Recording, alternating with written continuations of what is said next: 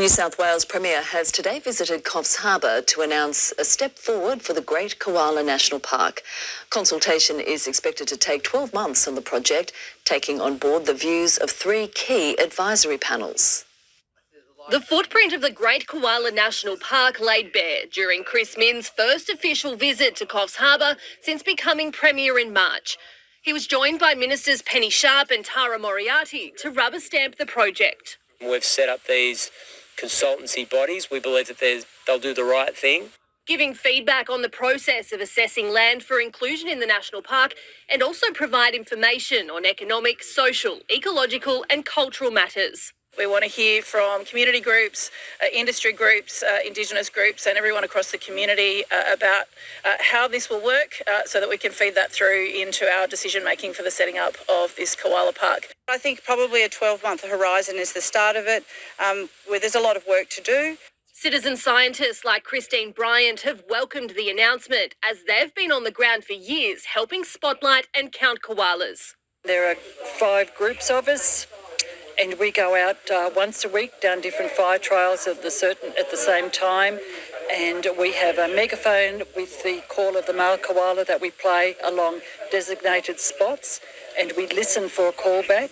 High-tech drones and AI are now speeding up that process, giving national parks and wildlife the ability to better detect core habitats. The goal here is to differentiate species in the trees and species in the ground with high 90% accuracy. This technology, alongside the government's decision to set aside 105 koala hubs representing 8,400 hectares across the north coast and other parts of the state, are crucial in ensuring that we get the balance right.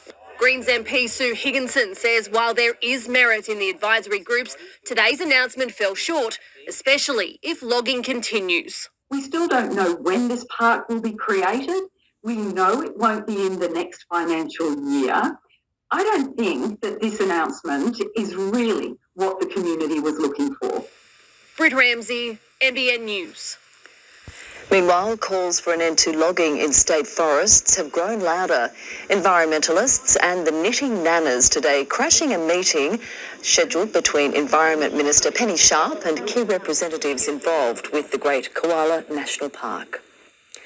There's been a reprieve for firefighters in Tenterfield today, taking advantage of cooler conditions.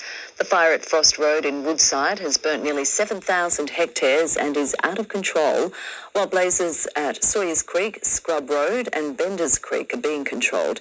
The RFS says heavy machinery and water bombers are being used to strengthen containment lines in a bid to stop the fire from spreading. Mid-coast fishers are questioning the impact on their livelihoods as the federal government weighs up the future of wind farms in an area which could include Port Stephens. They say they have concerns for marine life, in particular the migration of crustaceans and whales. Steering towards shore with a haul of lobsters, this is a typical day for fisherman Phil Gogley, but he's fearful of what his catch might look like if an offshore wind farm is built near Port Stephens. I think that it's going to be devastating for the lobster industry and for all of the migrating crustaceans. His father, Noel, has been fishing these waters off Foster for 52 years and says the coastline from Newcastle to Coffs Harbour is one of the largest breeding areas for lobsters. We just don't know what's going to be the repercussions until it's too late. It's not only going to be the lobster fishermen, it's going to be the trawlers, the trappers. Tipped to create more than 3,000 jobs during construction and help with the federal government's goal of reaching net zero emissions by 2050. The zone spanning Port Stephens to southern Lake Macquarie was scaled back in size after it was found 2/3 of the 1,900 submissions opposed the project's initial footprint. Local National Party MPs David Gillespie and Tanya Thompson are also against it. I do not support these wind farms. I think they're atrocious. We know that right up to Port Stephens, this is a combined $1 billion industry with tourism and commercial fisheries. Federal Energy Minister Chris Bowen today telling NBN News the government will be licensing projects that can coexist with the environment. And before a project can commence, proponents must seek approval for feasibility licenses and comply with environmental regulations. Plenty of other places that they could put it other than here. Applications for feasibility licenses close November 14. Nikita Jager, NBN News. A plan to trial e-scooters in Foster Tuncurry is now on hold. Mid-Coast Council says proposed operator Bird has pulled out of the trial and it is now seeking an alternative provider. The news comes 12 days before the 12-month project was scheduled to begin. Grafton Fire and Rescue says drones have proven a game changer for its crews. Receiving a drone licence 2 years ago, firefighters have used the technology to assess hazmat incidents, find debris during floods, conduct searches for missing people and provide aerial intelligence for bushfires. The station's captain says it's revolutionised the way they work and brought an enormous boost to operational capacities. The Questacons Science Circus is rolling into Lismore. More than 30 exhibits will be on show at the Gunnellabar Sports and Aquatic Centre tomorrow, inviting young people to get hands-on with science experiments. We'll also be having some shows throughout the day, which is a highlight for me, where the community will get to see some really cool explosions with liquid nitrogen. While the Lismore event is sold out overnight, the Science Circus will head to Casino on Tuesday and Grafton the following Saturday. Let's take a look at the top temperatures throughout the region today, and they got into about the mid-20s. Port Macquarie 24 degrees, Kempsey topping out at 25, Grafton and Yamba also 25.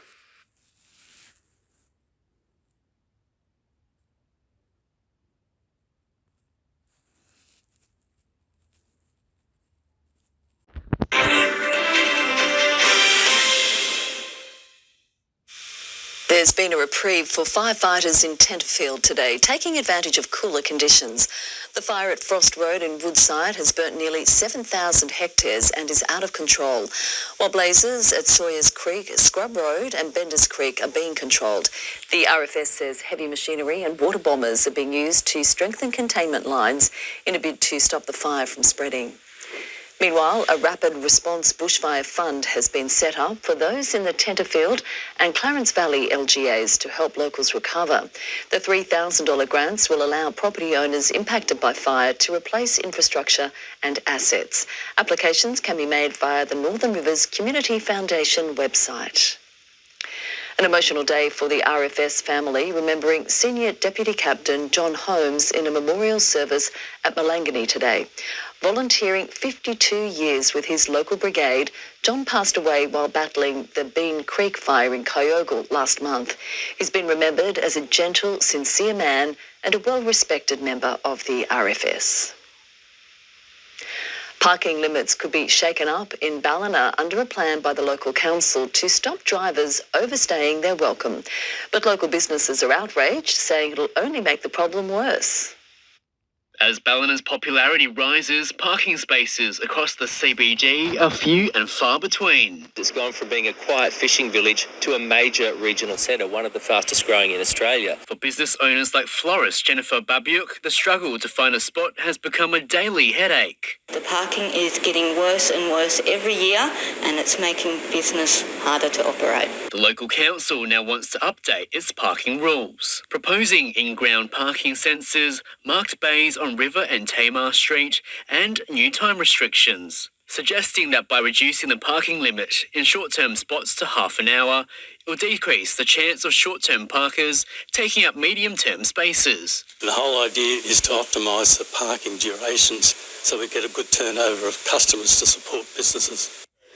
But some residents and owners believe changing the time limits won't free up spaces, putting forward permits as well as commuter and multi-level car parks as potential solutions. What the council's proposing is just moving the issue from one area to another. Without parking permits allocated, business owners say parking fines are snipping away at profits. We're now getting fines, $120 each time for overstaying.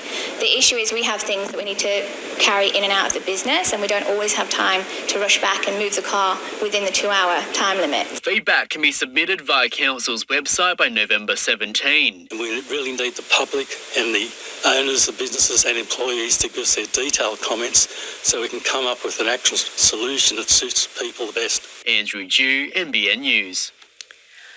Grafton Fire and Rescue says drones have proven a game changer for its crew. Receiving a drone licence 2 years ago, firefighters have used the technology to assess hazmat incidents, find debris during floods, conduct searches for missing people and provide aerial intelligence for bushfires.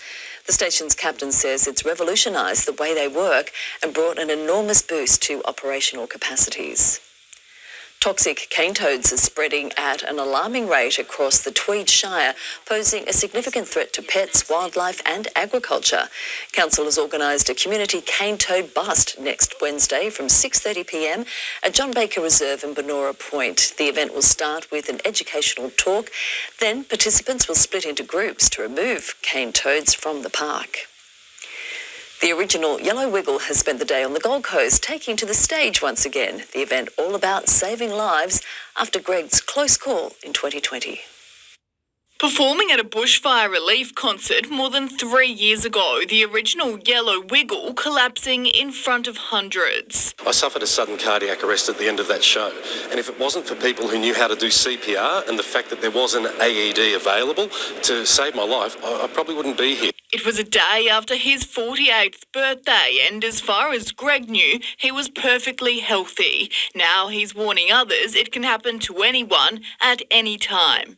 I just want more people across Australia to have the same chance to survive a cardiac arrest that I had. Today, bringing out the old moves, taking to the stage once again on the Gold Coast, this time for a cause close to his heart.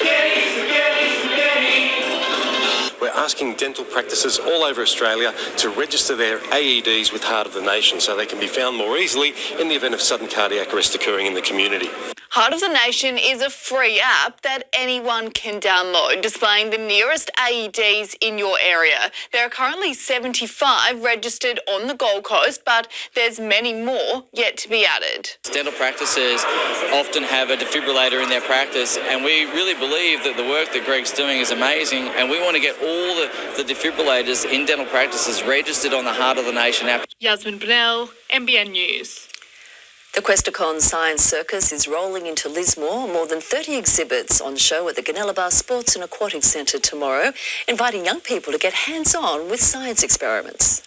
We'll also be having some shows throughout the day, which is a highlight for me, where the community will get to see some really cool explosions with liquid nitrogen.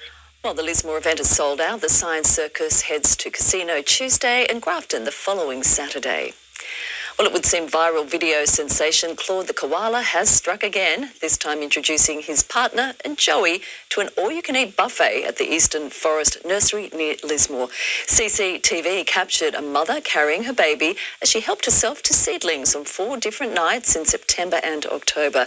Not to be outdone, crafty Claude recently waited until all staff left to launch a daring daytime raid for 45 minutes. Experts say it's a sign more koala food trees are needed in our environment. Let's take a quick look at the top temperatures throughout the region today.